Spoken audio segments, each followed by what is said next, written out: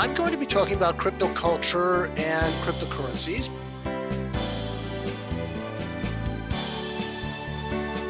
Well, let's get to some real sense of what actually is going on with Bitcoin. I do want to go over some basic concepts, but today's talk, I'd like to mostly talk about the culture, including the online culture, but also the offline culture in which people are encouraged to invest in cryptocurrencies and non-fungible tokens, or NFTs, and also some case studies of what happens when these things do experience crashes and you want to cash out. So I will share my screen without optimizing anything for video. Okay, presentation. Can everyone see my slides? Okay, so let's go over some basic things. Crypto culture and what do we mean by crypto culture? Crypto and blockchain technology are holistically referred to as Web3. The subculture bred from the crypto community should not be ignored because it reflects the attitudes and behaviors of a growing class of young millennials and late Gen Zs across the world. Most importantly, crypto represents their source of generational wealth. That may be a bit overstated. Some things we might want to get into first is what is cryptocurrency, what is a blockchain and how are blockchain transactions validated, what is proof of work versus proof of stake, and what happens if we want to cash out our Bitcoins. In other words, how do crypto exchanges really work? I have several other talks which I can post PDFs from them as well as this talk. And I will be doing that as we go along, probably toward the end of the meeting. I would like people to put your questions and comments into chat initially until I see how far I'm getting through my slides. So these slides will tell you about my previous talks and where to see videos of them. And we've gone through the SNL video. So what is a cryptocurrency? I have a reference in there for people who want to know more. At its most basic, a cryptocurrency is a digital asset that utilizes computer code and blockchain technology to operate somewhat on its own without the need for a central party, be that a person, company, central bank, or government, to manage the system. Bitcoin, the first cryptocurrency created, was developed initially to act as a payment mechanism native to the online world. Faster, cheaper, censorship resistant, and not beholden to any government or central bank's whims. Today, there are thousands of cryptocurrencies. These still act as payment mechanisms, but have also been deployed for other use cases, such as lending and borrowing or digital storage. Even major credit card companies have some blockchain technologies which they have used in limited situations. And one of the broadest use cases for this technology is speculation. In other words, people buy or mine Bitcoin and other cryptocurrencies in hopes that the price will go up and that the holders can make a profit. Most of what I was dealing with in that talk was Bitcoin, but there are also cryptocurrencies that work a little differently. One of these, Ethereum, became tied to non-fungible tokens, or NFTs. I went into more details about that area in a Chicago Computer Society meeting. And I have information about the Chicago Computer Society on a slide in here, in case anybody's interested in their YouTube channel. Which is where two of my previous talks were. The other one was the one I did about high frequency trading for this group. And that video, I also include the link for it, which Steve has posted. So while the definition is fluid, there are several features that typically make up a crypto asset. And in the article, there were other items included, but here are some highlights. Cryptography. All cryptocurrencies rely on security features, including encryption, to maintain their integrity and to provide some degree of privacy in transactions.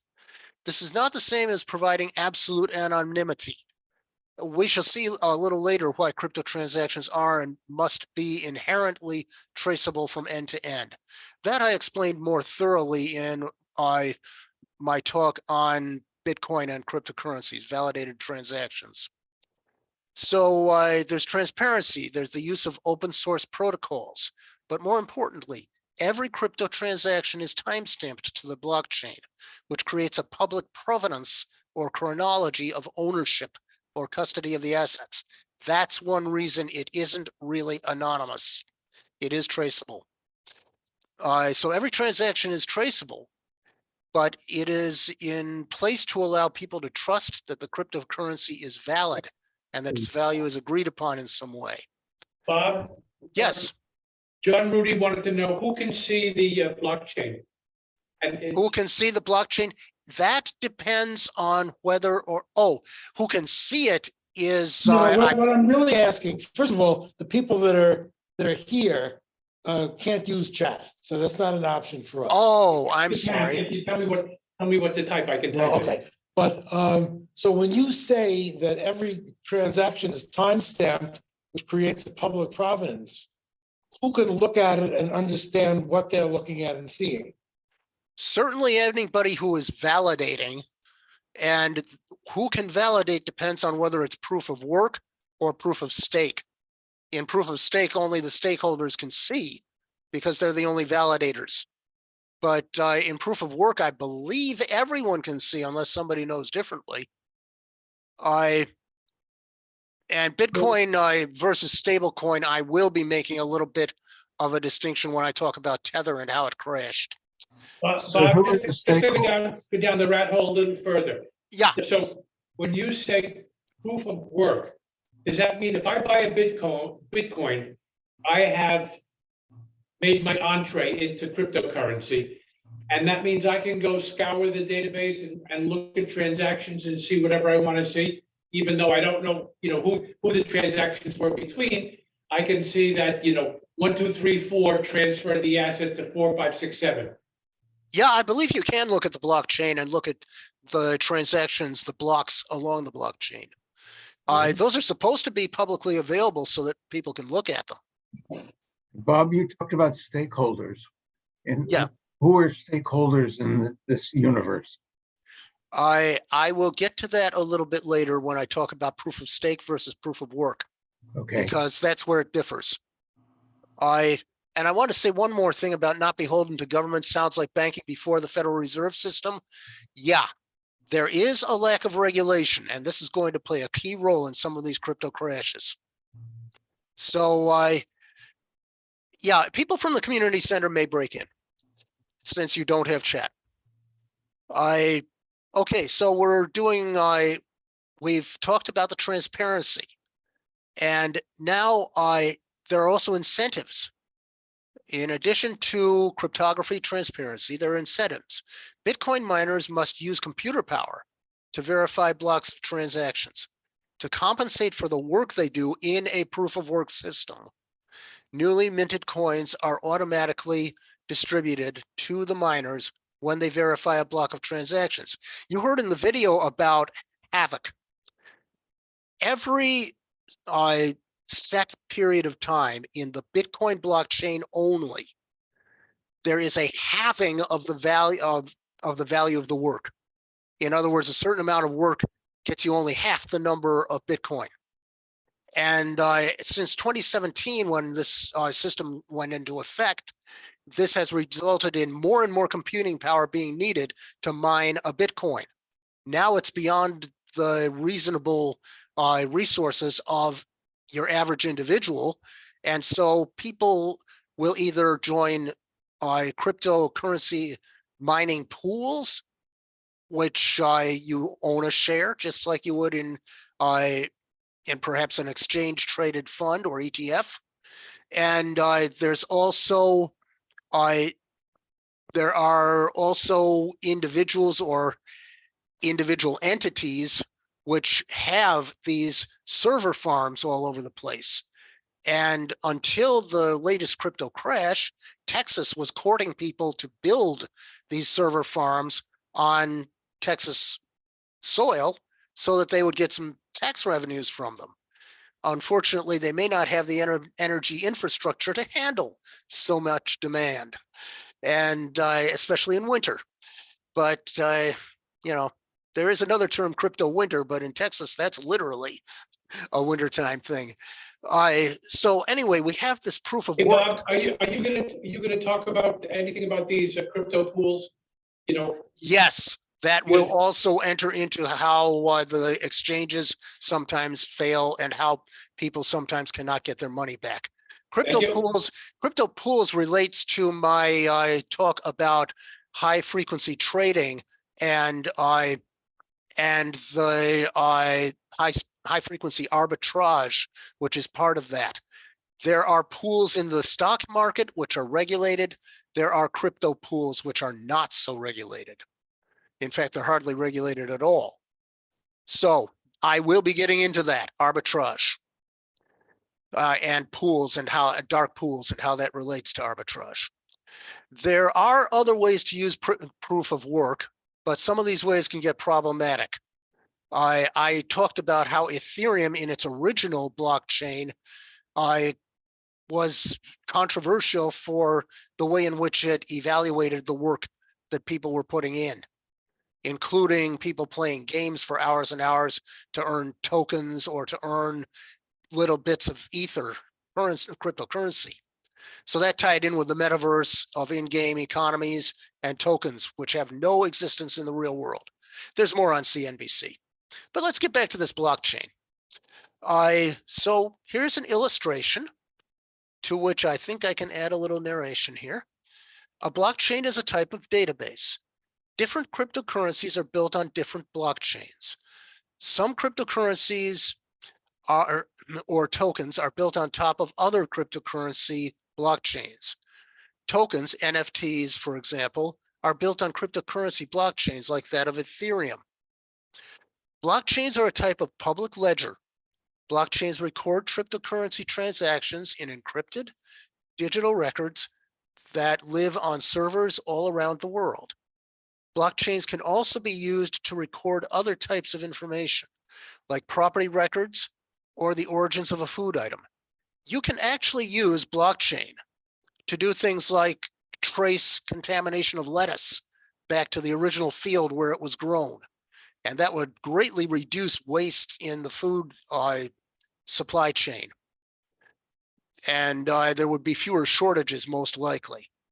Also, you can manage forward positioning of merchandise, and that helps with supply chain.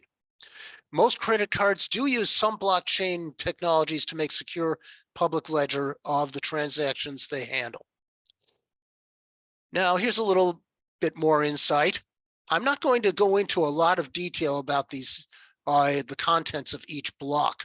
It's just that you see the blocks are tied to one another, and each block relates to the block before it in a mathematically precise hash of the block header, so that if you were to make any change or take one out or put something different in, because they are time stamped, it would be evident that there had been tampering. And there was a problem with tampering in the original Ethereum blockchain. So there's more on account ledgers and blockchain ledgers, but basically every Bitcoin transaction is tracked. It is self-verifying, meaning that the entire network of nodes, everybody who has the ability to validate, different computers participating in the network will constantly check and secure every movement. It's a peer-to-peer network, and in proof of work, anybody can join who has mined some coin, but proof of stake has something else you can do in order to get into that network. Validation is achieved in essence through a consensus among the participants in the network. And then we have steps in a Bitcoin blockchain transaction, and I'll just gloss over a few of these. There are 4 steps. The blockchain works as a ledger, tracking every Bitcoin transaction, and is self-verifying. And so the peer-to-peer ledger is also known as a decentralized ledger. Let me just get big with this. The steps are transaction creation and signing. Transaction is sent to the network's nearest node. The transaction is propagated onto the network and confirmed. And every 10 minutes, the network agrees on a valid block and the transactions. The network usually consists of everybody who has mined that particular cryptocurrency. But in proof of stake, it's different. You can buy your way into proof of stake. And there's another interesting little illustration of smart contracts, which arise from, let me show you. It arises from these blocks. These blocks contain code, which is called a smart contract. What makes smart contracts smart is that the terms are established and executed as code running on a blockchain, rather than paper sitting on a lawyer's desk.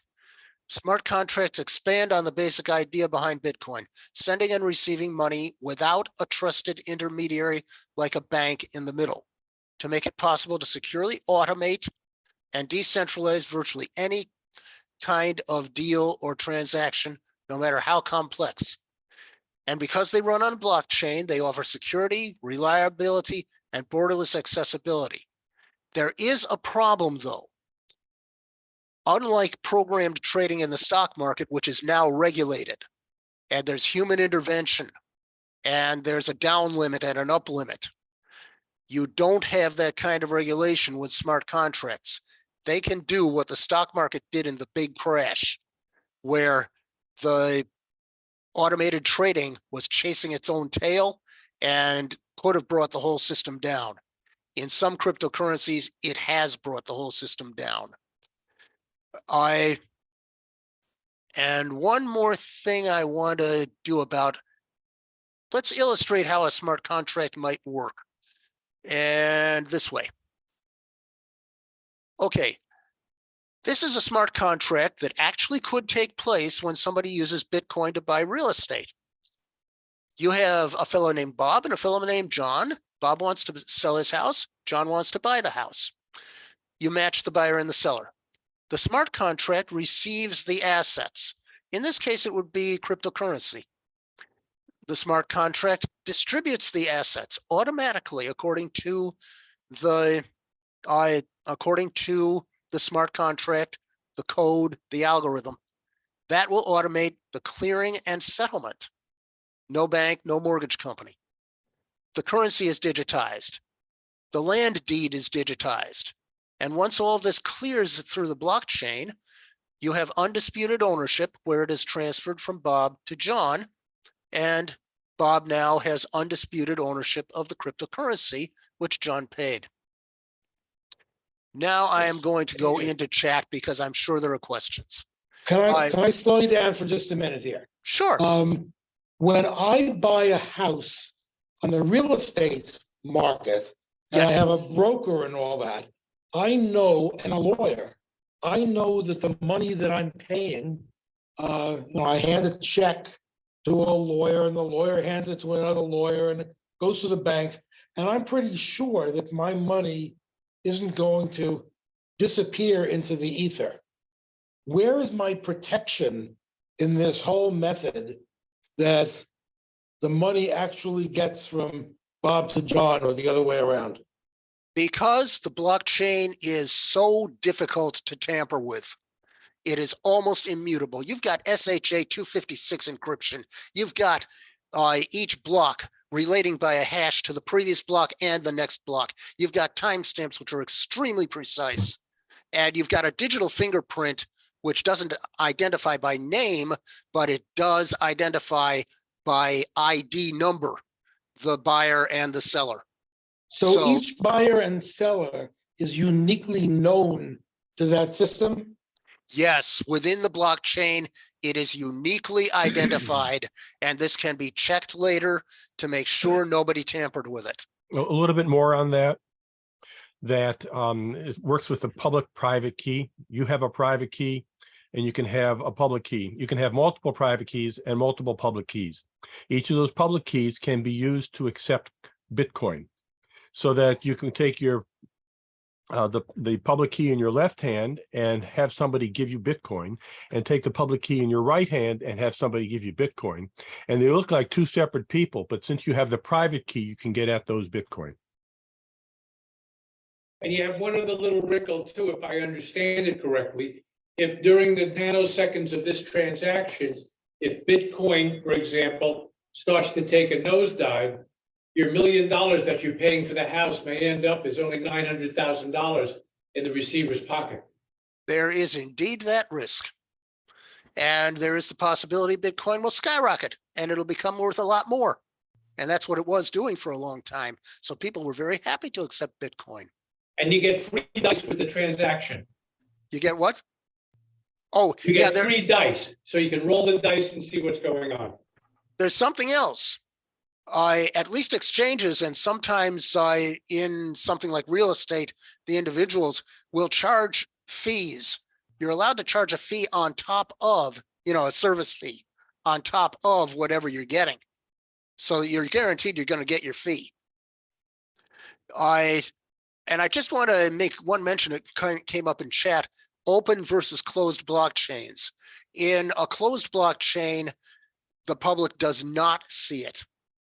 In an open blockchain, Steve, I'm not seeing your direct message. I'll look at it later. Open and closed in an open blockchain, others outside of a closed group can see it. In a closed blockchain, only people within that particular group can see it. Usually closed blockchains are proof of stake rather than proof of work. And one other thing, when the Fed prints money, it debases the currency. When Bitcoin is mined, it will eventually debase all Bitcoin because of this thing called havoc, where you get only half the value from your mining effort. But in the meantime, you're pretty much guaranteed that as long as the cryptocurrency rises in value, your mining more Bitcoins will actually benefit more people because there's more demand than there is supply. But when it goes the other way, we may see some problems. Bob, there's two things. One, the public open versus closed. Is that a virtue of private versus public key? There is a difference in terms of how the keys are set up. Okay, Steve is shaking his head no, so I'm assuming that the answer is no. Two separate things. The public and private keys are used to protect the security of a given account or a transaction. Whether you can see the blockchain or whether you can't makes it public or private, is my belief.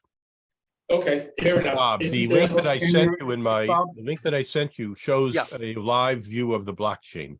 Might be of interest to people. Okay, I'll get to that because I'm going to be doing a lot of charts in a little while. Bob, And the very other- short time. And Bob, the other thing in a regular real estate transaction, the final thing is to send the information to the registry of deeds. And that's where you have the legal ownership. You're showing something that is online, that is a so-called registry of deeds. You will still have the necessity to take whatever you digitized and make the copy that is legally required in your state or your county. And you will have to put it in with the registry of deeds.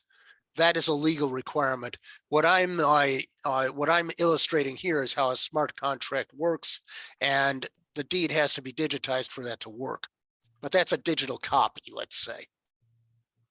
It is not official. Jerry's objecting. How does the mining of more cryptocurrency benefit the cryptocurrency itself? How does it make all the cryptocurrency worth more? That actually has to do with how much faith the miners and the investors have in that cryptocurrency and its blockchain. And that gets into the crypto culture, which I am hoping to get to today. So I will be getting into the fact that a lot of this is built on faith, people believing in it, and what happens when people stop believing, when there is fear, uncertainty, and doubt. Then mining more does not benefit the cryptocurrency. When you earn the Bitcoin, it has no effect on the price of the Bitcoin currency because that's how much people are willing to pay for it versus how much there is available. So it's it's much more of a supply and demand situation.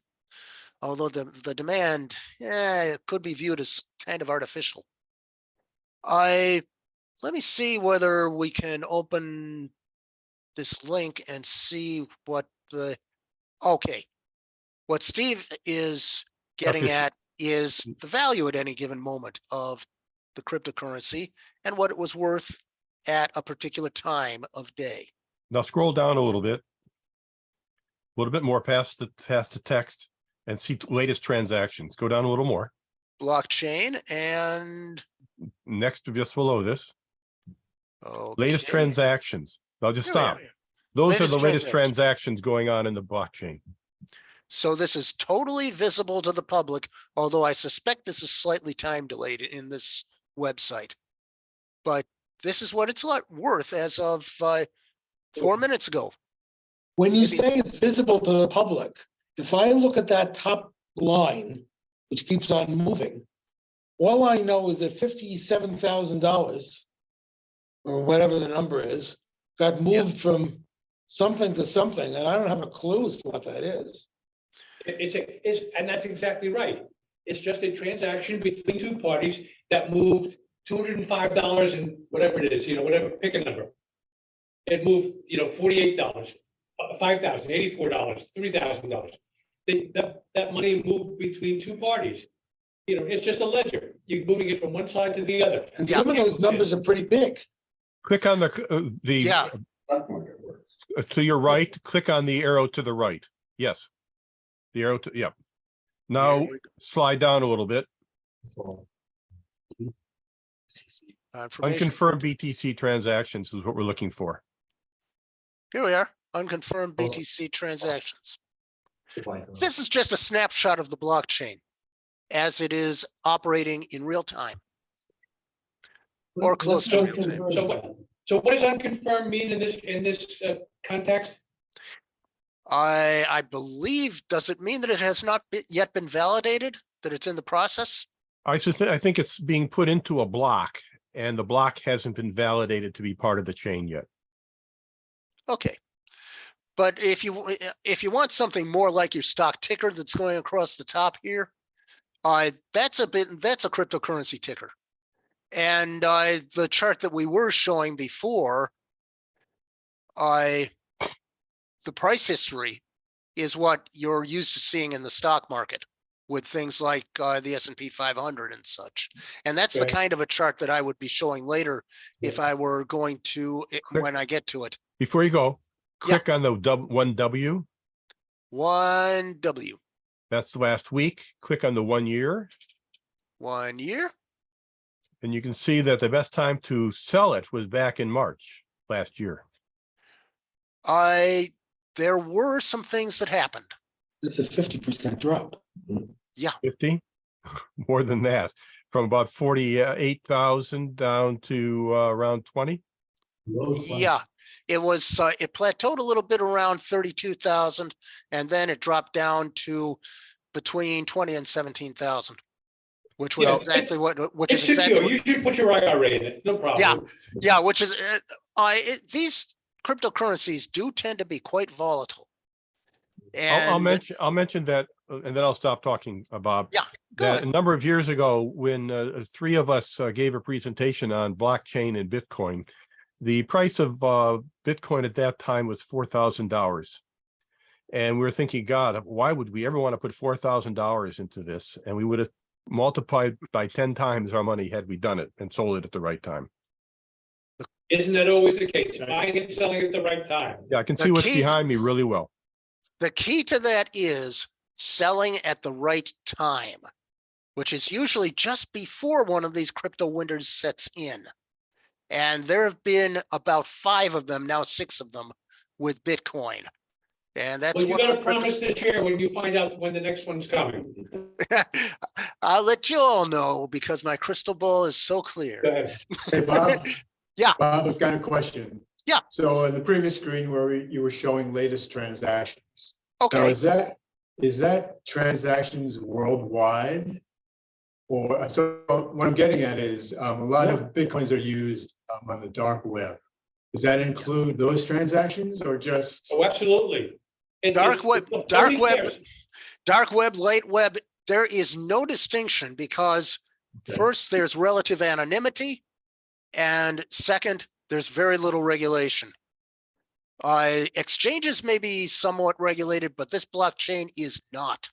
Okay. They were trying to get rid of, they were trying to get away from centralized regulation.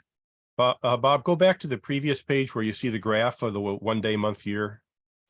Yeah, Maybe this is the page. let's go. Yeah, just go to the top of this page, I think. Yeah, now slide down a little bit. There, stop. That's the blockchain. See how it goes 774591, 5898887. Click on 774593. 4593, that one. Click it.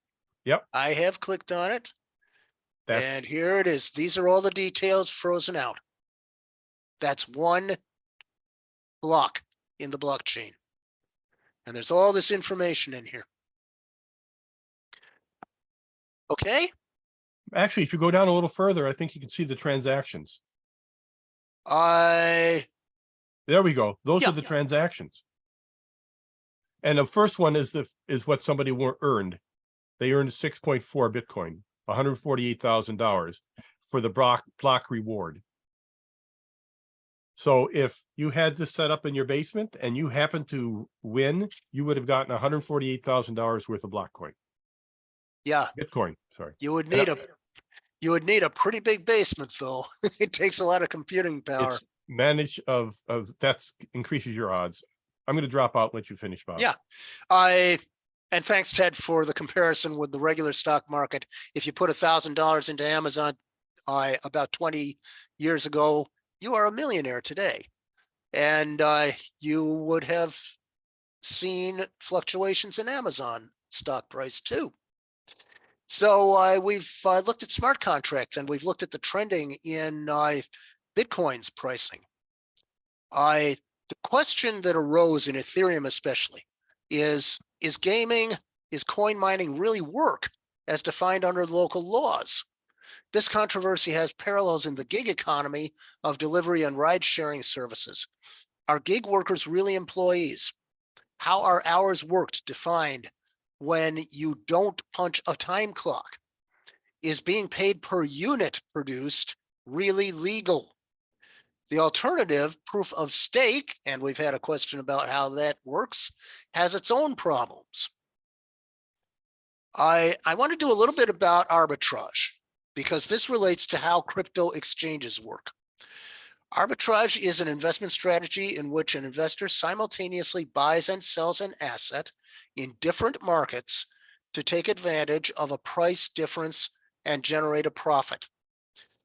While price differences are typically small and short-lived, the returns can be impressive when multiplied by a large volume. Arbitrage is commonly leveraged by hedge funds and other sophisticated investors. And I had a previous talk in which I went into a little bit more about what kinds of arbitrage there is and how they work. In other words, there is an asking price and there is an offering price. Arbitrage is the process of reconciling the two price levels to facilitate a sales transaction or contract. A fee is paid to the arbitrageur for this service. That's how crypto exchanges usually make their money. The same way conventional exchanges and brokerages would make their money.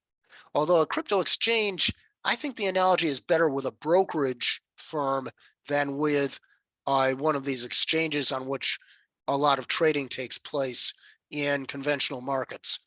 I think there's a little bit of terminology difference, but there are legal and there are both legal and highly unethical, if not illegal, uses for dark pools.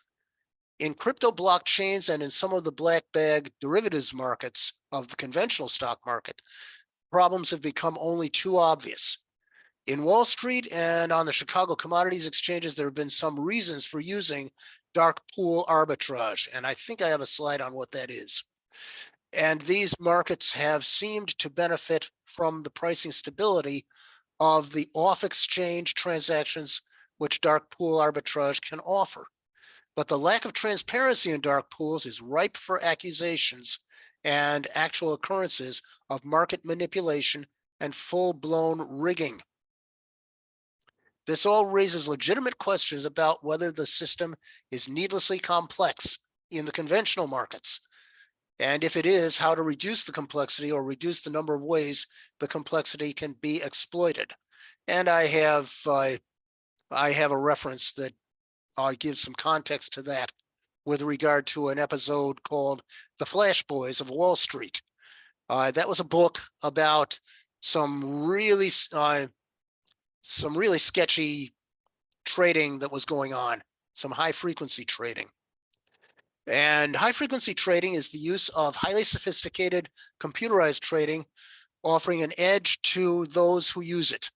Computer algorithms take a look at a variety of factors, including economic reports and news headlines, to make split-second determinations. This also occurs in companies that trade cryptocurrencies. And that's going to become one of the key factors in what happened at FTX exchange. So much of this activity in the conventional markets is regulated by the SEC and the commodities regulators. But the regulation and human intervention, as they were not present in the period of the Flash Boys 2007 to 2013, that regulation is not present in the crypto exchanges and cryptocurrency trading markets. So here's what Bob Pisani of CNBC said about high frequency trading in the conventional markets. He says, I've said several times that I do not believe the markets are rigged or that high frequency trading is legalized front running.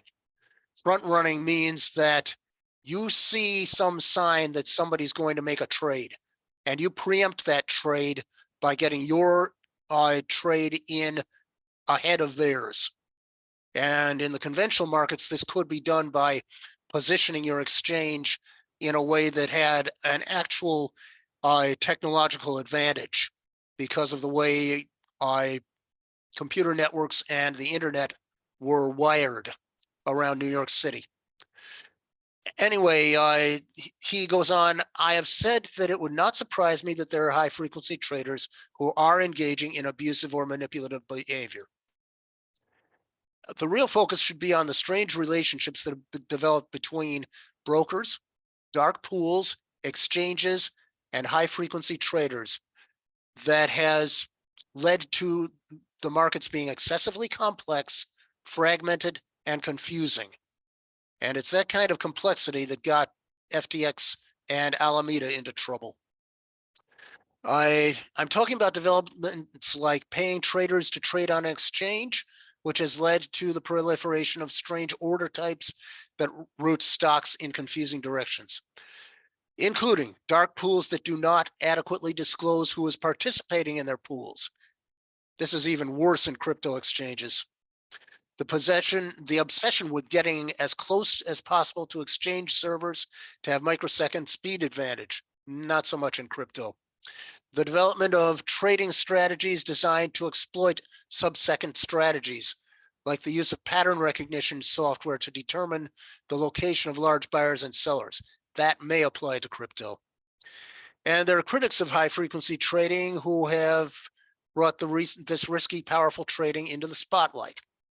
And it talks about some of the crashes, including May 2010, which was the big stock market crash.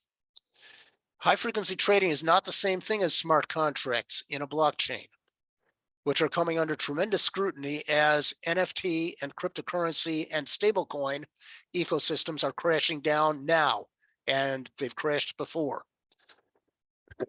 The term programmed trading does not really describe HFT, as unlike the blockchains and their smart contracts, there are in conventional markets points where human intervention and regulatory rules and actions can interrupt unwise, or downright catastrophic gyrations in the value of market assets. This is why you see cryptocurrencies fluctuating. It's one of the main reasons you see cryptocurrencies fluctuating a lot more than conventional investments. Dark pools in cryptocurrency. Cryptocurrency dark pools are similar to the pools in the stock market. They match buyers and sellers for large orders without a public order book. However, cryptocurrency dark pools may be decentralized through the use of smart contracts. Smart contracts are self-executing. There's no human intervention. Instead of trading through a trusted intermediary, the buyers and sellers interact through the blockchain-based programs. There's actual computer code that executes, and it's self-executing. And it executes the trade without disclosing any confidential information about the transaction contents or about its participants. So they're trying to make it less traceable too. So smart contracts, I already went over what they are, but a smart contract, like any contract, establishes the terms of an agreement. But unlike a traditional contract, a smart contract's terms are executed as code running in the blockchain. Smart contracts allow developers to build apps that take advantage of blockchain security, reliability, and accessibility while offering sophisticated peer-to-peer functionality. And this includes everything from loans and insurance to logistics and gaming. These apps collectively are called fintech apps. And we have in chat another reference, which I will let people look at their leisure. And it does relate to some of this. Front running may be possible with smart contract programs as well, though there have been no complaints of these practices in articles about cryptocurrencies I've seen so far. Bob, Yes, could you explain gaming? how gaming can be related to cryptocurrency and blockchain? I don't know what gaming is. Oh, gaming. There are video games, which you may have been familiar with from the arcade days. Okay, A lot of them have gone online, and they are multiplayer, massively multiplayer. And you have tokens for things like weaponry or real estate or various other things, protections for your characters, which happen inside of these games. One of the online games was Farmville, and there you bought virtual real estate. Now this is being called the metaverse, and you can buy non-existent real estate in non-existent worlds and set up avatars or characters. And you can actually, by playing these games in some cryptocurrencies, you are able to earn coins for a certain number of hours that you've played, or you can earn what's known as, I will think of it later, swag. You can earn what's known as swag, or merchandise that exists only in the virtual world. So you can have either that, or you can have coins which exist only in a virtual world of their own on these blockchains. The controversy has been how much value does your game playing really have? And are we violating minimum wage laws if we have people working for a certain value of coin and that value isn't up to local minimum wage laws? So that can get to be a problem. But gamers are people who spend a lot of time and a lot of effort and a lot of energy doing these online games, and they may be earning tokens as a result. To your knowledge, the remuneration received in a game, is it game specific remuneration, or is it something, is it like real dollars or real Bitcoin or real Ethereum that you earn? It is not fiat currency, but it may be coin or fractions of coin in a proof of work blockchain. When Ethereum was proof of work, this was what you could do. And people in the Far East were doing it. And it turned out, for the number of hours they were playing these games, they were earning like pennies per hour American equivalent, depending So on they- what so- the coin was so the- worth. So with going back to John's question about gaming, so the game, you can participate in the game, earn, make an earning of something that is in fact transferable outside of the realm of the game, correct? In some cases, you can. In fact, Ethereum was doing that in Ethereum 1 blockchain. But not, Ethereum, a company like Buck. but not all games. No, Some not- games are, some If games are internal. Yeah, for example, if you were doing the Facebook Meta world, I don't think you could directly earn coin that way. You can only earn swag, which only exists in the Meta world. Good, thanks. So that there are two ways that can work. And some gamers have literally worked for less than minimum wages. This was one reason, though not the main reason, Ethereum changed how they did their blockchain.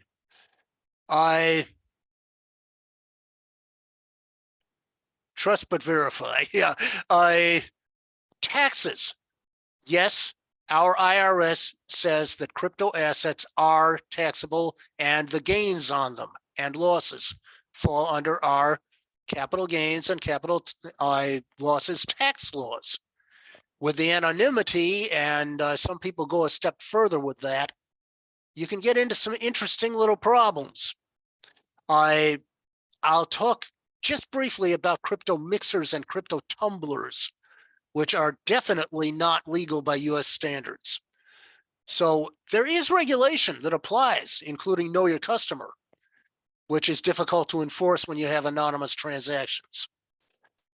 But how this is being enforced is very spotty worldwide. It depends on how many agents you've got who can enforce it and whether they understand blockchain well enough to be able to trace the transactions so that they know that certain people are getting in at certain points and they know people are getting out, just like in Tor, the onion router. They know the entry nodes, they know the exit nodes, they monitor those, and that ties the beginning to the end, and they identify people that way. So you're not really getting away from taxes, though initially the idea was you could. So what is a crypto exchange and how do they store and use cryptocurrencies? A cryptocurrency exchange is simply where buyers and sellers can trade crypto. If you want to trade crypto, you need to do it via a crypto exchange because, at least for now, very few traditional investment firms offer crypto. Generally speaking, there are three main types of exchanges. They are centralized, decentralized, and hybrid. And there are other ways to buy and sell crypto. I've got a reference that gives more detail about these. So when you set up an account, it enables you to buy and sell cryptocurrencies.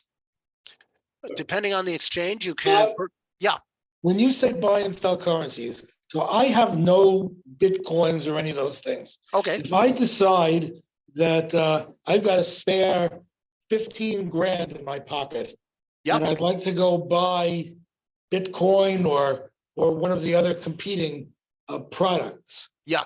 How do I go do that? you go Through online. these exchanges.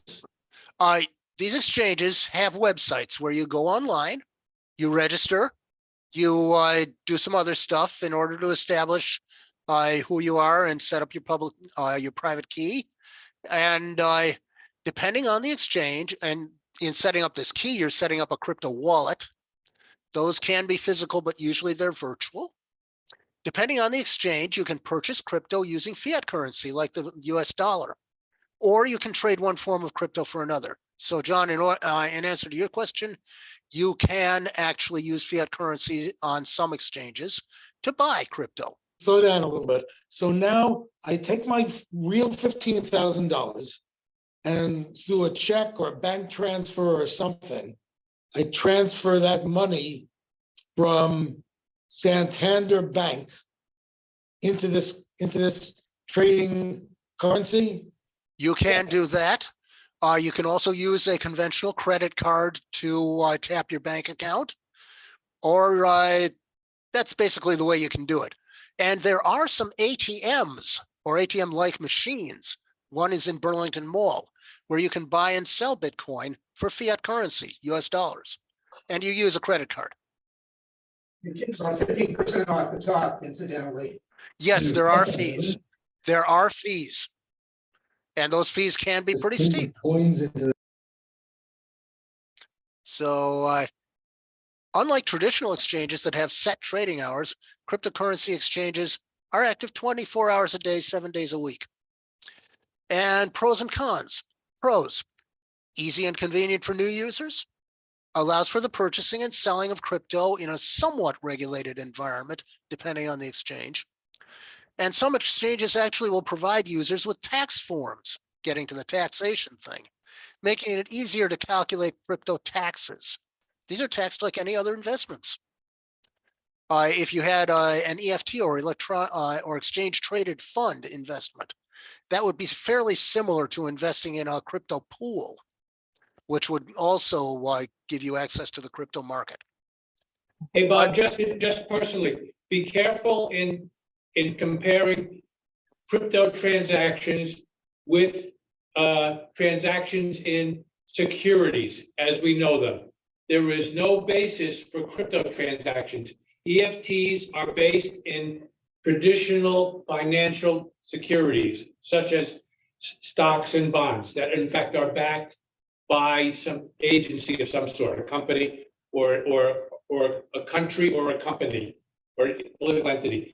Crypto is not. So I'd be really suspect and probably even prefer that you don't equate the two.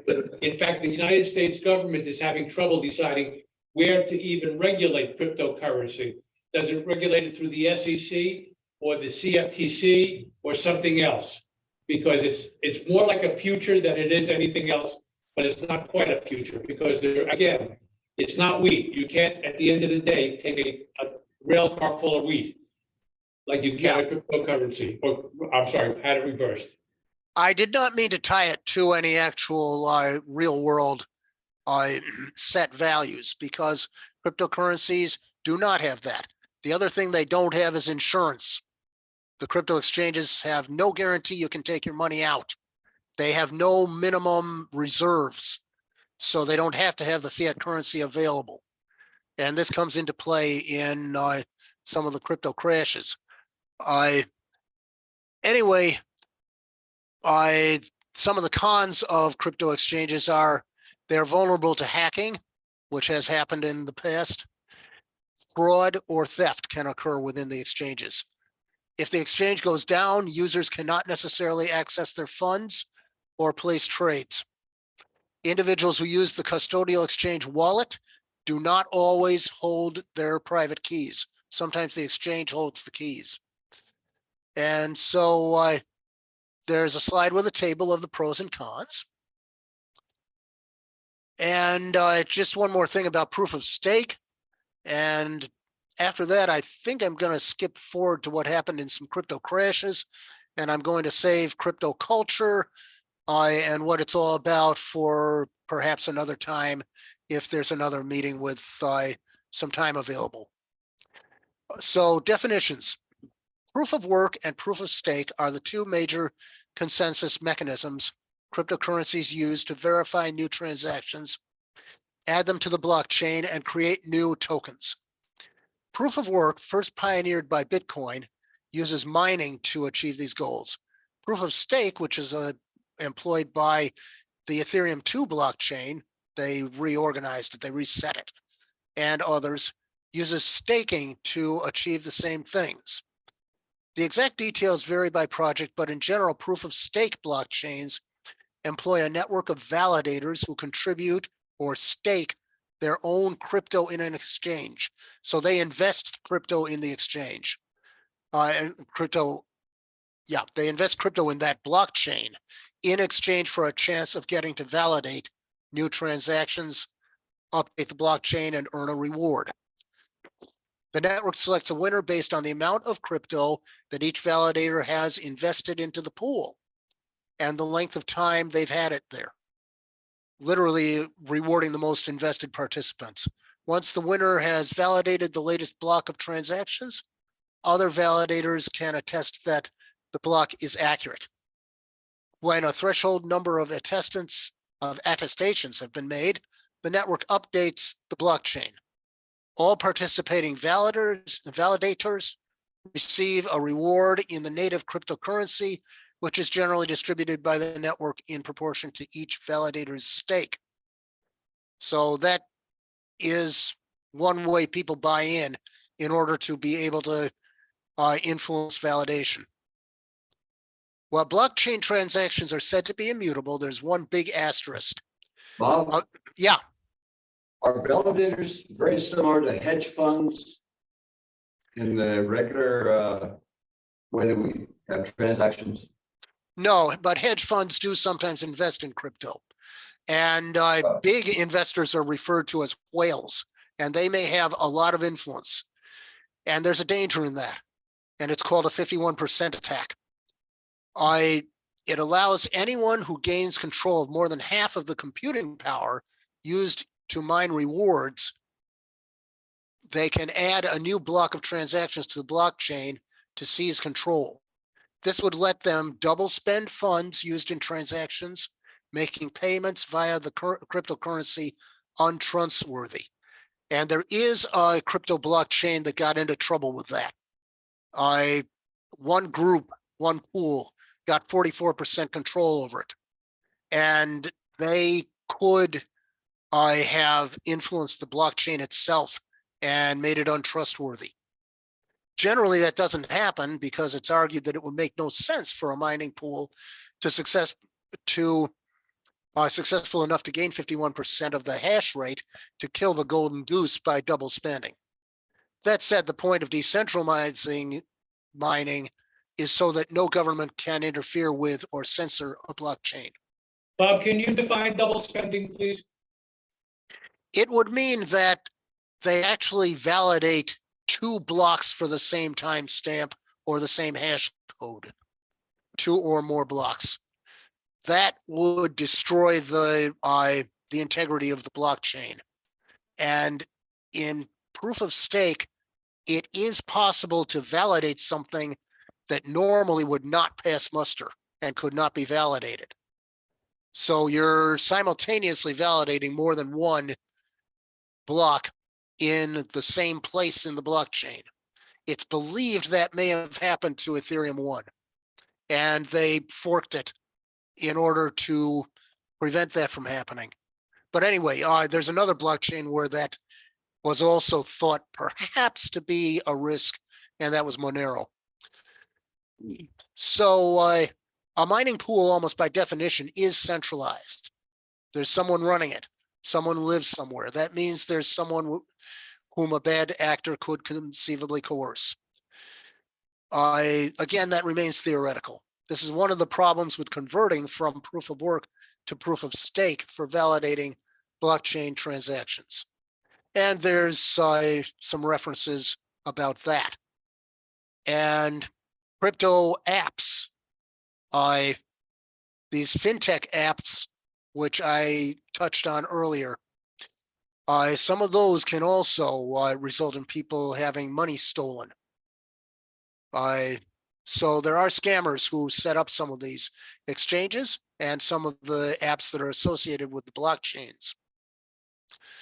So yeah. Bob, does that mean that let's go back to my earlier question. So based on this, if I take my hypothetical $15,000 to one of these exchange groups and it's not a kosher group, I could somehow be giving them my $15,000 and get nothing in exchange? Yes, that did happen on a couple of Canadian exchanges. Basically, you want to know the exchange and who's running it. And it's difficult to do when people are anonymous and shady and when they go by pseudonyms like the founder of the Bitcoin blockchain. There was the Alberta exchange for junior capital pools, for example. That was one of the Canadian ones that was originally used to fund mining or drilling operations. But they had some shady practices which happened. And I believe that may have caused their collapse. Crypto mixers. A crypto mixer basically takes your Bitcoin or your Ethereum or any other kind of crypto, puts it into a common pool, and then you draw out an equivalent amount, but they are different coins with different transaction histories. And this destroys the ability to trace from one side of the crypto mixer to the other side. It's a black box. And our IRS really does hate that. They consider it to be illegal. And our FBI would investigate anybody trying to participate in a crypto mixer. And so there are some other things about cryptocurrencies and fintech apps, which I gave in another talk, and I think I'm going to skip over that for now. So I've reviewed some of the key concepts, and we've had some discussion. What I was going to do originally was to go into some depth about what kind of a culture has been generated around cryptocurrencies. I think I will save that for another time if there's another time in another meeting. But I want to just go over the opening of that and then skip on to covering at least one of the more famous recent crypto exchanges that fell apart, where we have a detailed timeline and some interesting insights. So first of all, what do we mean by the crypto culture? Beneath calls to dismiss crypto as a Ponzi scam, and we've had a comment about that. And we've also had Peter cautioning about there is no real world basis for crypto. So we don't want to equate it to any kind of traditional investments. Beneath calls to dismiss crypto as a Ponzi scam, a money laundering tool, or an environmental evil because of the energy involved in crypto mining. It uses a lot of GPU processing cycles, and that uses a lot of electricity and generates a lot of heat. There undeniably exists a very real and very powerful subculture bred from within the crypto community, with the potential to drive a shift in future urban lifestyles and consumption patterns, not unlike the emergence of streetwear and urban culture rooted in the countercultures of the 1980s and 1990s. Now let me see what we have here. Crypto represents an anti-establishment and liberation in capital and wealth by creating an alternative to traditional financial systems that are centrally controlled, community and identity by presenting a new social structure for like-minded individuals to organize themselves around capital and digital asset ownership, unconstrained by geographic borders, creativity and consumption by enabling each individual with the ability to create, own, and monetize digital assets autonomously, and also to build future utility into them through smart contracts. This departs from the economics of Web 2.0, where creators are subject to the management and control of tech monopolies. So there are further characteristics, and let me see whether I want to continue with this piece or go straight into crypto crashes. I'm going to skip over these, and there may be a time I'll come back to it. These are firsthand accounts of some conventions and some other gatherings, and why so many people bought into the global cult of crypto. And this is still that. I got into the price of Bitcoin versus conventional securities, and I should have not mentioned Harry because he's not involved in this week. Let me see if there's anything in between there and here. Just a second. Okay. This is another case study of crypto culture. And this is going to be what I am referring to. So let's see another thing about this. Here we see a composite representation of the values of several cryptocurrencies and how they tracked between 2021 and August of 2022 versus the S&P 500. I know Peter doesn't want a direct comparison with anything that has any real world backing, any real world basis, but the way people who invest in crypto evaluate their success or lack thereof is by charts like these, where the theoretical value, what people are willing to pay for crypto at any given moment before a fall off, often will do something like track very similarly to what was then a decline going on in the actual stock market. So that is a comparison, and it's a valid comparison, but it doesn't imply cause and effect. It doesn't imply that the same factors are active. And this is another representation of similar. I believe this is perhaps over a longer period of time. This was 2022 into 2023. When the FTX exchange collapsed, we had a drop off in cryptocurrency value. Interestingly enough, the conventional stock market at the same time in May of 2022 was falling. In May of 2022, the conventional market was also falling, but it was falling for different reasons. And this is not what happened when FTX collapsed. This is also Bitcoin price history over the period from 2013 to 2023. And you can see several times when public interest peaked and then when it fell off. And there were these crypto winters. You can see an even more pronounced effect when we go to Ethereum. And its fall off was earlier than Bitcoin, and it fell more steeply and did not recover as well between August 2022 and early 2023. And just in case there's something.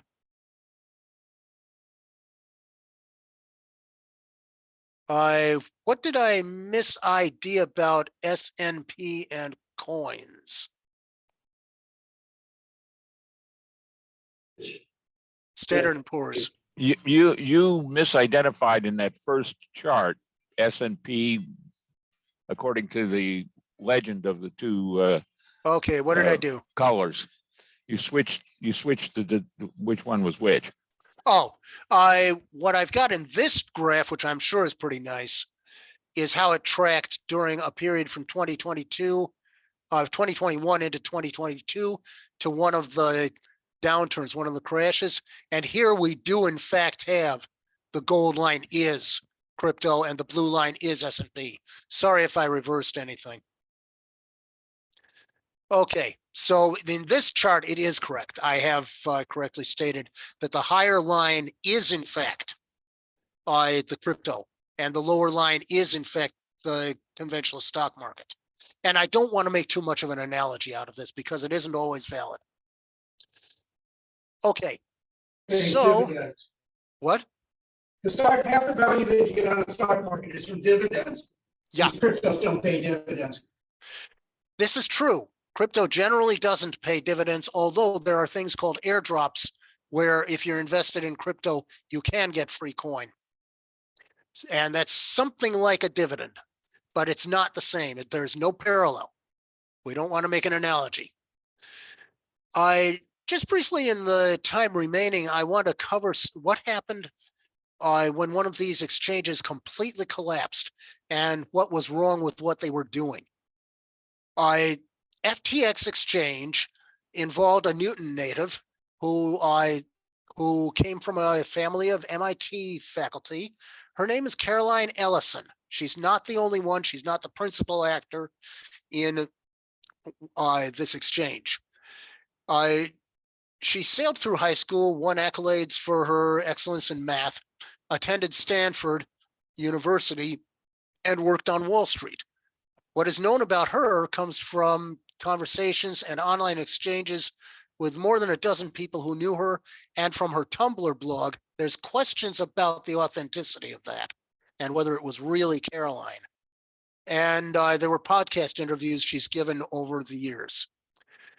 And one of her friends and classmates remembered her as incredibly smart, super nice, and quiet. And Ellison attended Stanford University, where she studied mathematics and joined a club for effective altruism, a philosophical movement that encourages people to use logic and reasoning to figure out how to do the most good. This enters into the crypto culture of why people do the things they do with crypto. After graduating in 2016, Ellison got hired as a quantitative trader at Jane Street Capital in New York.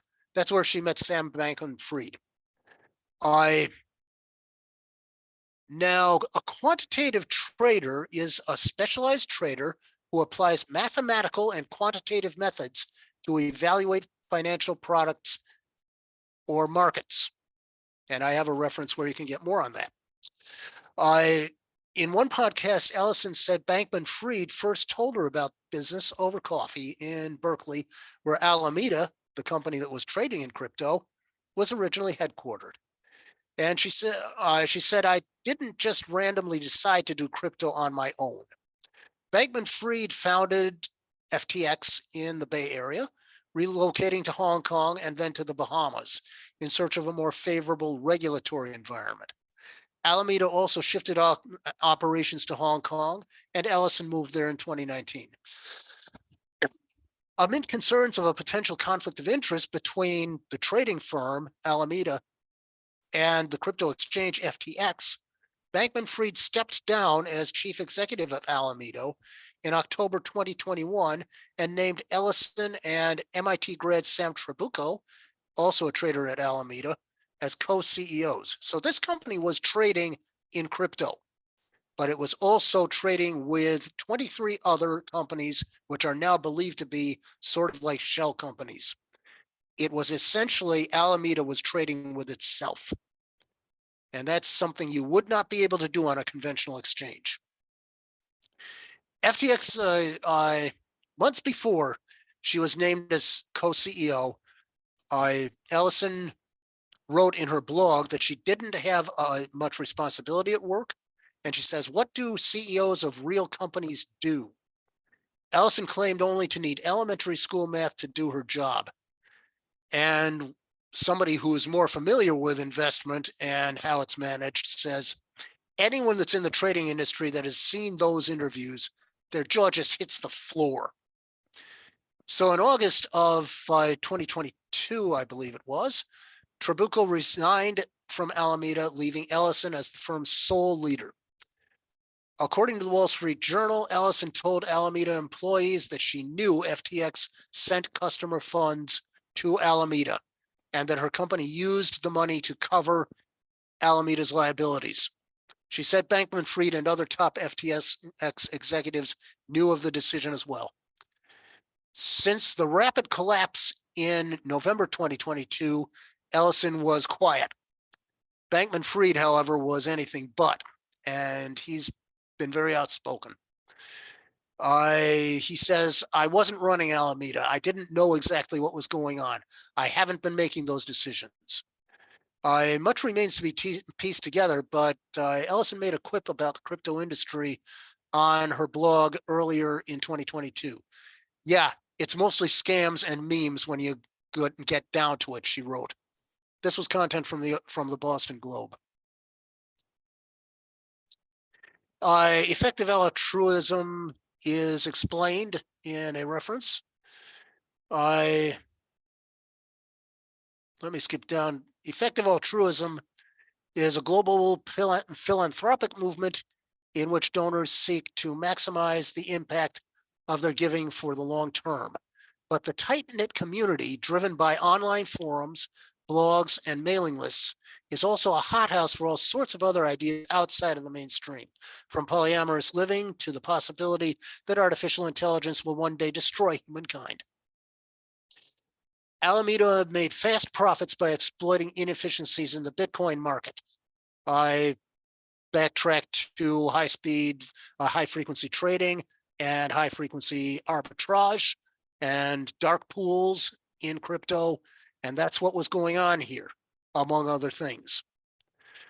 So basically, Alameda was engaged in high frequency trading on the crypto market. This is a form of arbitrage which exploits small temporary price differences on different exchanges. Often such arbitrage is done in virtual or actual rooms, which are not monitored much by regulators and are not open to the public, do not keep public books, and there are traders who are not, and they're not open to traders who are not specifically invited to participate. Bob, are you inferring that arbitrage is illegal or just stating a fact? I am saying in the crypto industry, it's shadier than it is in the more regulated, legitimate markets. In the legitimate markets, there is sufficient regulation, or maybe not sufficient, but there is some regulation of these dark pools. They do, their activities can be looked at more than they can in crypto. So there are two things here. One is that they're trading with client funds. Second thing is that they changed the code that was in FTX was running so that there was no reserve if their position went under. You're supposed to have been collateral there. And they let them to have unlimited collateral, which they didn't allow any other client to have. So they drag it down. That is correct. In other words, they were lending to Alameda and counting that same lended money as though it were still in the exchange, sort of doing double bookkeeping there, or double using the transactions. And that's not supposed to be going on. By the way, trading in real currencies does not have an analogy in Bitcoin. It's very different. So Alameda traded heavily on the FTX platform, meaning it sometimes benefited when FTX's other customers lost money, which is a conflict of interest, similar to what was just mentioned. And Bankman-Fried sometimes seemed to acknowledge that. According to a recent filing, the company's quarterly financial statements were never audited. But Bob, I'm confused. In the real world, there are these conflicts of interest and violation of U.S. law and all the rest. But in the cryptocurrency world, what makes certain of these activities taboo? I'll tell you something. Why do I? Yeah, I can tell you. Why should you trust them? The fact of the matter is they're not regulated. There isn't enforcement. It relies upon trust. So Bob, to answer John's question a little differently, if you stay within the crypto world all by itself, it's the Wild West. There are no rules. Anything goes. You gain money, you lose money. It's all interesting. It's like playing Monopoly. Nobody cares. Nobody does it. There are no rules. When you cross over and the crypto starts impacting traditional transactions that are regulated by bureaucratic law, by state and federal laws, that's when you get into trouble. So that's where FTX got into trouble, is with Alameda, who was doing stuff, quote unquote, legitimately. Yeah. They started doing things, and the SEC decided that they weren't doing things right, like they didn't have the appropriate reserve. I'm making this up. You know, Peter, they didn't do this. Why do you think they jumped all over the plane and away from U.S. regulation? Well, that's Yeah. But one thing, Peter, you got one thing not quite right. What caused the problem with Alameda was not regulators. On November 6th, 2022, Mr. Zhao, who is involved with Binance, another exchange, was looking over FTX trying to bail them out. And there were already actual venture capital companies that had invested in Alameda and in FTX. And they were the ones who were losing money. And that's real money in the real markets. That's what impacted the real stock market and caused the shudders in Wall Street. So it's a little different from what Peter said, but it's Fair enough. kind of, I stand corrected. yeah, it was because these venture capital companies, which had real dollars invested, suddenly found there was nothing backing their investment, as if they were surprised by this. And yes, an old expression: a fool and his money are soon parted. Le plus que ça change, le plus que c'est toujours la même chose, to say the French way. Sorry, Tom Brady and other promoters are being sued big time promoting this. Yeah, but the thing is, I don't think they knew any more than this celebrity who was involved with public welfare money in, I believe it was Georgia. I don't know that he knew that there was something fishy about what was going on. These celebrities often endorse things they don't really know about. And they may even invest in things they don't know about because they can afford to lose the money. Tough shit. Yeah, something like that. But in any event, Doesn't Tom Brady have an MBA though? Brady, I think, should know better. Yes, he is educated. He is educated. But anyway, getting back to what happened, CoinDesk published an article in November 2nd, 2022, based on a leaked Alameda balance sheet that appeared to show that a large portion of the company's assets consisted of FTT, the cryptocurrency of FTX. And then Mr. Zhao of Binance announced plans to sell an enormous supply of FTT. At the time, the token was worth $22. Its price dropped too much. If its price dropped too much, FTX would be in trouble. Mr. Zhao's tweets set off the cryptocurrency, the crypto equivalent of a bank run, and customers rushed to withdraw their holdings from FTX. In a meeting with employees the next day, Ms. Ellison admitted that Alameda had taken customer funds from FTX to make up for shortfalls in its accounts. FTX ended up owing its creditors $8 billion, and the amount that it lended to Alameda was as high as $10 billion. The Alameda staff were shocked. As news sank in, they commiserated, discussing plans to leave Hong Kong and seek legal help. Ms. Ellison was not included in the meeting. And at this point, I want to begin wrapping up. And I want to just say that there is ongoing legal stuff and regulatory investigation of just what happened with FTX, Alameda, and 23 other companies they set up. Where the money went, where it is now, what actually became of it, whether there even were the $18 billion in existence, nobody knows. But anybody who had money in that FTX exchange, you're out of luck, because there is no insurance.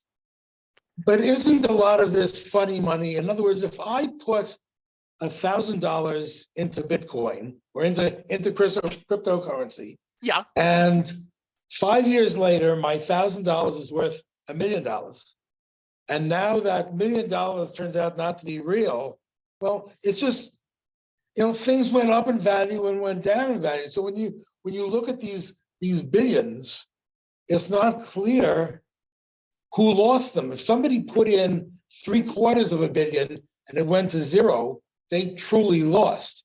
If somebody put in 100 and it went to $1 billion, and then it went back to 100 again, I don't feel all that much sympathy for them. Well, it has to do with recognized loss, cost basis, and recognized losses. If you don't recognize the loss or profit, it doesn't really exist. But your point is well taken. It's the cost basis that counts on the loss, not some theoretical gain that was never realized.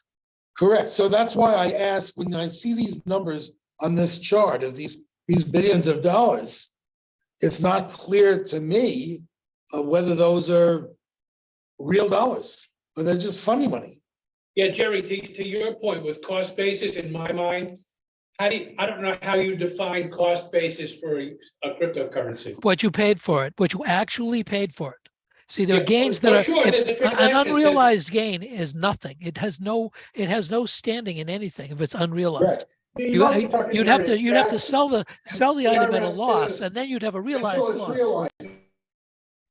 Yeah, I think this is correct. The IRS certainly would say what you paid for it is your basis, your cost basis.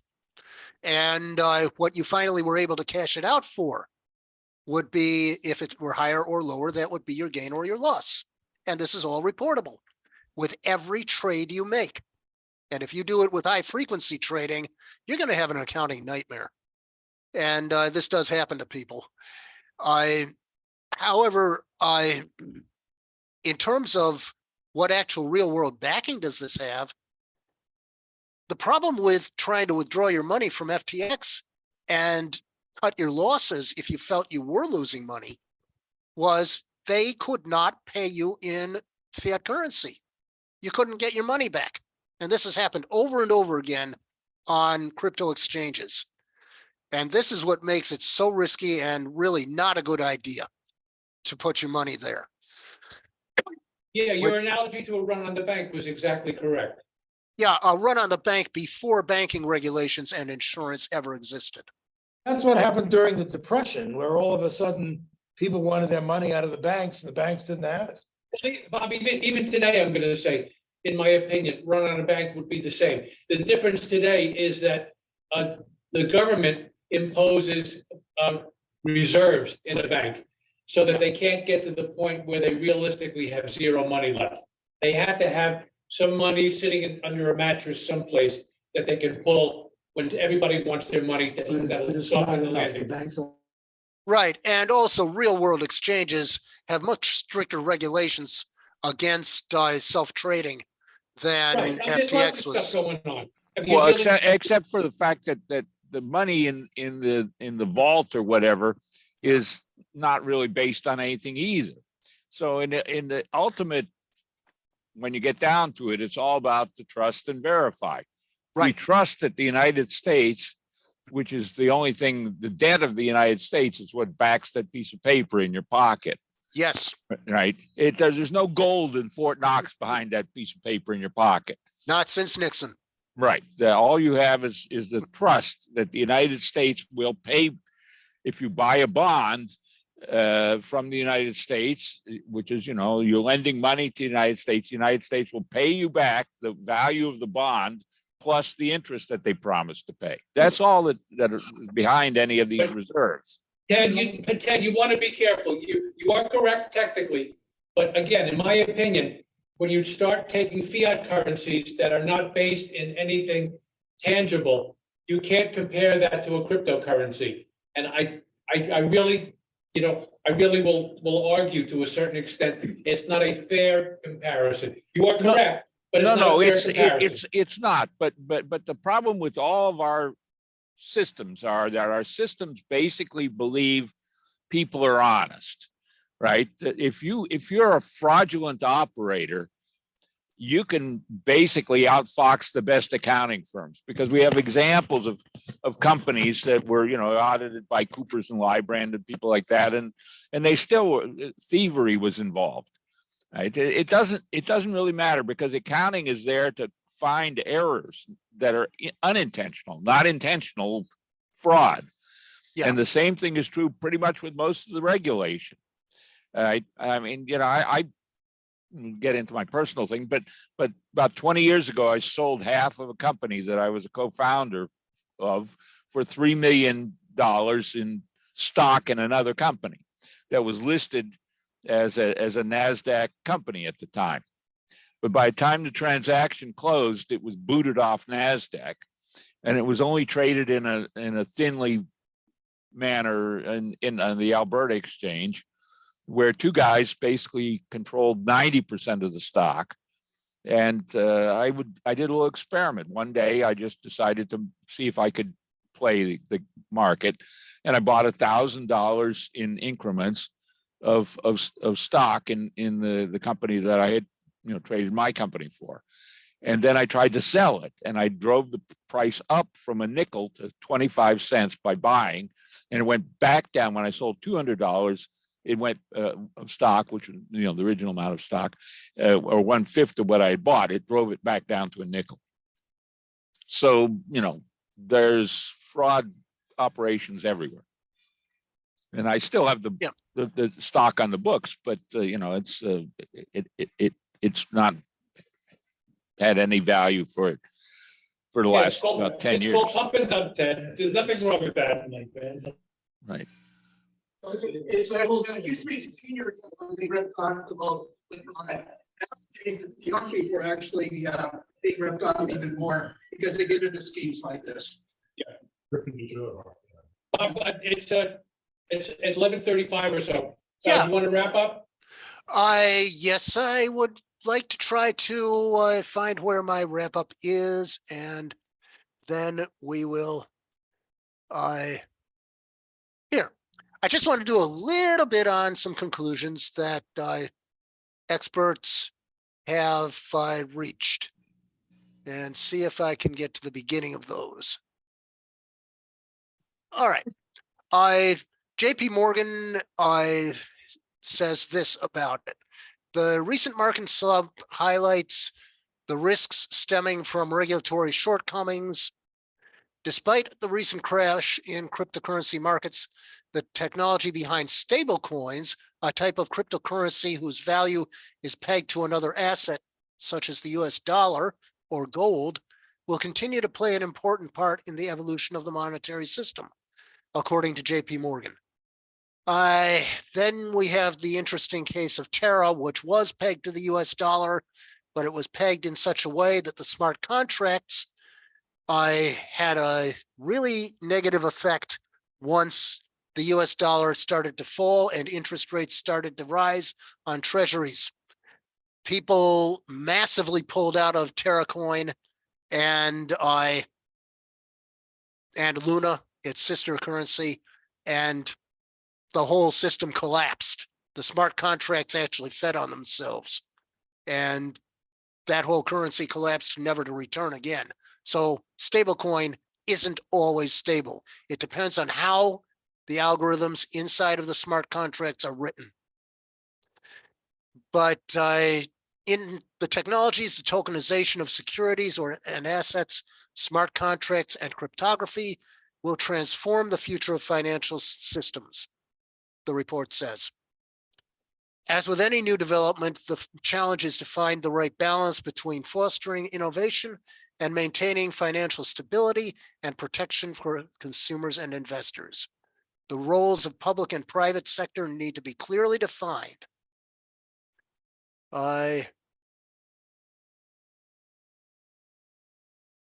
And again, policy, and this is from another expert from CNBC, policymakers will need to address financial stability risks by improving investor and consumer protection and by enhancing the know your customer and identity issue regulation to stop money laundering and stop terrorism financing through these crypto exchanges, tumblers, and dark pools. A blue sky regulatory framework is hard to achieve in light of political and technological realities. The recent crypto market crashes highlight the risks originating from such regulatory shortcomings. So this crypto winter that we have had since late last year is unlike any downturn in the history of digital currencies.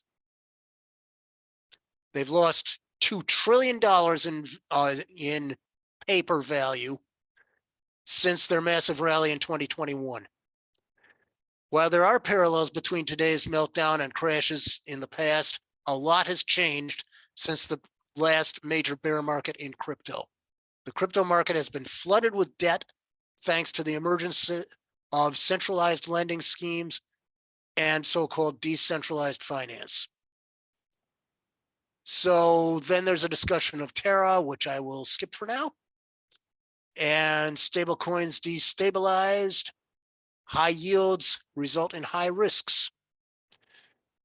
And here's where one of the venture capital companies that invested in Alameda, Three Arrows, they generated a contagion in the more conventional markets because they were going to lose a lot of money and they couldn't get it back. So they were seeking a high yield and they paid the price. And so did the conventional markets.